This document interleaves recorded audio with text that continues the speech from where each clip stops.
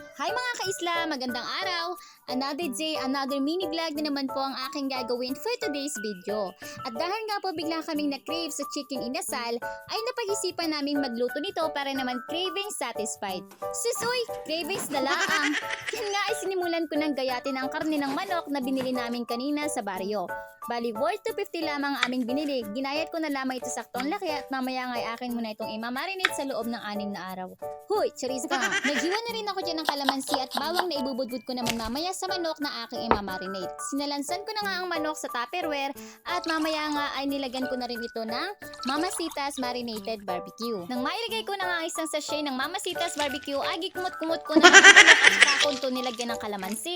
Napasama ko nga sa pagpiga ng kalamansi ang mga buto nito pero inalis ko din agad at nilagyan ko na nga ito ng bawang tsaka ko ulit pinagpatuloy ang pagkukumot-kumot sa manok. Nilagyan ko na rin pala ito ng mga pampalasa tulad ng magic sarap at paminta at muli ko itong gikumot-kumot.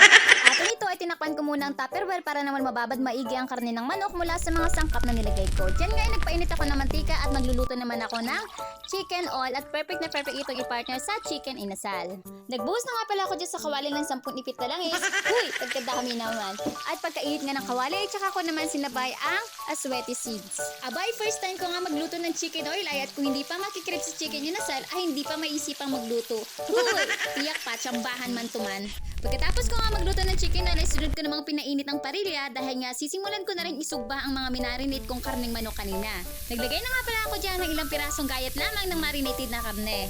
Bala nga pala namin na pagkatapos kong magsugba ng mga ito ay magbubudol fight kami dito kina mama. Kaya naman sinabihan ko rin ang aking pinsan at kapatid na kubuhan ng dahon ng saging. Abay, bilisan pang dalawa para do di makapaghugas ng plato. Kahalataan ay, akala mo naman makaliligtas sa toka ngayon sa paghugas pero di alam ay napakarami kong ginamit na plato kanina sa paghahanda nito. Pagkalipas nga na ilang minuto ay luto na lahat ang aking sinugbang homemade chicken inasal kaya naman nag-arisyo si Mister ng mga kanin sa dahon ng saging na aming kakainan. Abay, paniguradong sira na po ang diet ko nito. Paano ba naman ay naka-unli rice kami? Diyan nga, nilagyan ko muna ng chicken oil ang chicken inasal at buwala. O diba? Naka-slow mo pa yan.